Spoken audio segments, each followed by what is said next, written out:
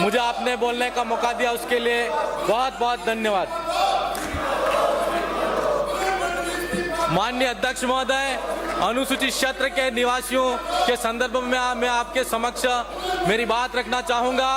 अनुसूचित क्षेत्र के अंदर आज संविधान के अंदर विशेष प्रावधान रखे गए हैं, लेकिन आज भी वहाँ के निवासी उस प्रावधानों के अनुसार वहाँ पर सरकारें काम नहीं कर रही हैं। अनुसूचित क्षेत्र इलाके के अंदर 5वीं अनुसूची धरातल पर लागू होनी चाहिए, लेकिन वहाँ पर 5वीं अनुसूची धरातल पर लागू नहीं है। माननीय अध्यक्ष महोदय, वहाँ अनुसूचित इलाके के अंदर जिस तरीके से 2013 और 2016 की जो अधिसूचना जारी हुई वह वहाँ के युवा बेरोजगार के लिए एक काला कानून साबित हुई है। मैं माननीय अध्यक्ष महोदय से चाहूँगा कि वो सुप्रीम कोर्ट ने और हाई कोर्ट के निर्णय के अनुसार वो अधिसूचना रद्द मानी गई थी, लेकिन आज भी सरकार उस क्षेत्र के निवासियों की मूल भावना के अनुरूप आरक्षण लागू नहीं है।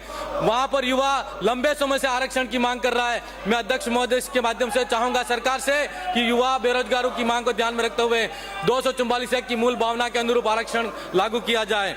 माननीय अध्यक्ष महोदय, वहाँ पर ST/SC के छात्रों की आज तक छात्रवृत्ति नहीं मिली। सरकार छात्रवृत्ति कब देगी है मैं पूछना चाहूँगा। वहाँ पर मेधावी छात्राओं को 2021-22 की स्कूटी आज तक नहीं मिली है और सरकार वहाँ पर जो सरकार की स्कूटियां हैं वो धूल खा रही हैं। माननीय अध्यक्ष महोदय, मैं आपके माध्यम से चाहूँगा कि 2013 और 2016 की जो आरक्षण की विसंगतियां उसको दूर कर वहाँ पर फिर से नई अधिसूचना जारी कर आरक्षण को लागू किया जाए। माननीय अध्यक्ष महोदय, 1966 के अंदर माही के डणा विस्थापित लोग हैं, उनको आज तक जमीन नहीं मिली और दर दर जमीन की पट्टे लेकर घूम रहे हैं। मैं इस अवसर पर कहना चाहूंगा कि सरदार सरोवर बांध की तर्ज पर वहाँ पर 20 गुना मुआवजा दिया जाए, राशि दिया जाए उनको, और वहाँ पर इस क्षेत्र के निवासियों को राहत प्रदान की जाए। आज तक आदिवासियों को विस्थापन करने का काम सरकारें करती रही। केला मेला के अंदर खनन खदानों के नाम से नीलामी की और सरकार कार्य कर रही है। ठीक उसी तरह NPCL के विस्थापन का भी सामना करना पड़ा वहाँ के क्षेत्र के निवासियों को, और अभी सरकार ने 50 लाख 1000 करोड़ के प्रोजेक्ट से कुसुम्बरिया बावसी कुशलगढ़ के निवासियों को भी विस्थापन की ओर धकेलने का काम कर रही है। मैं सरकार से चाहूँगा कि उस क्षेत्र के निवासियों को राहत प्रदान की जाए, और सरकार का हिस्सा हम भी हैं। इस अवसर पर मैं चाहूँगा कि सरकार आदिवासी इलाके के लिए विशेष प्रावधान कर आदिवासी इलाके को राहत प्रदान करने का काम करे। आपने मुझे बोलने का मौका दिया उसके लिए बहुत बहुत धन्यवाद। जोहार, जय भील प्रदेश, जय आदिवासी।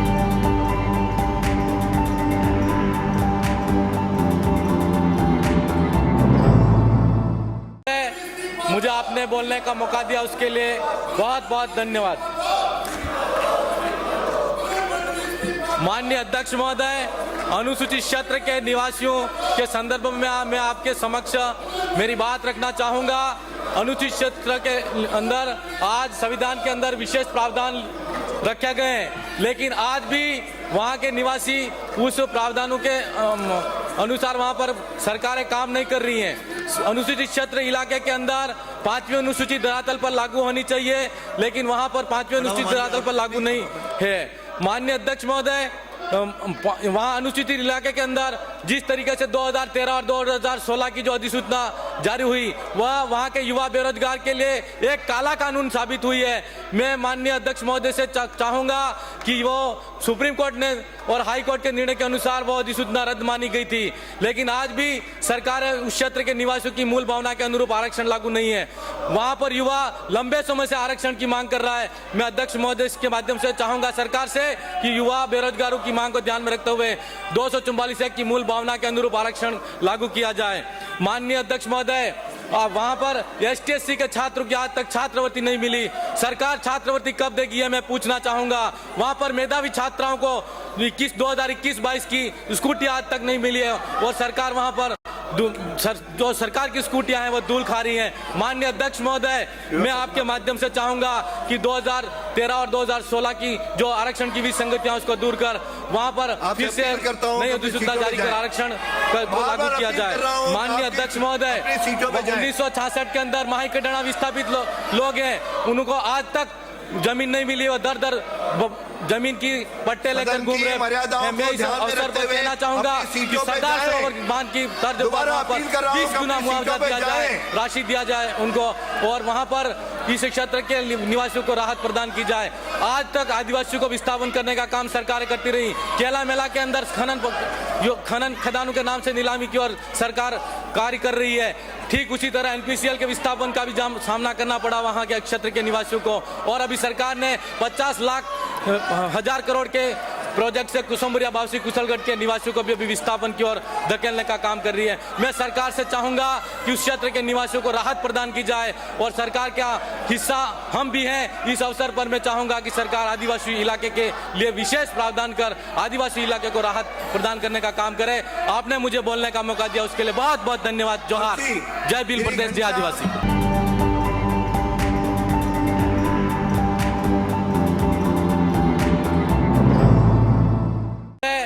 मुझे आपने बोलने का मौका दिया, उसके लिए बहुत बहुत धन्यवाद।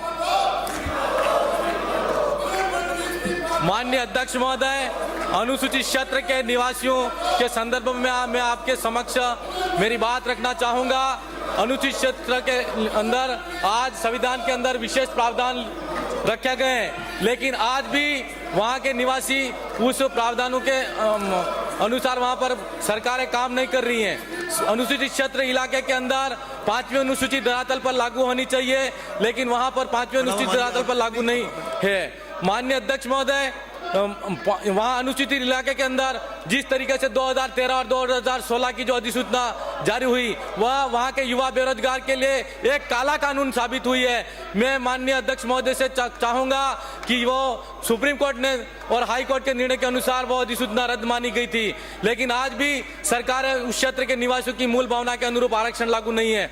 वहाँ पर युवा लंबे समय से आरक्षण की मांग कर रहा है। मैं अध्यक्ष महोदय के माध्यम से चाहूँगा सरकार से कि युवा बेरोजगारों की मांग को ध्यान में रखते हुए 244 की मूल भावना के अनुरूप आरक्षण लागू किया जाए। माननीय अध्यक्ष महोदय, वहाँ पर ST/SC के छात्रों की आज तक छात्रवृत्ति नहीं मिली।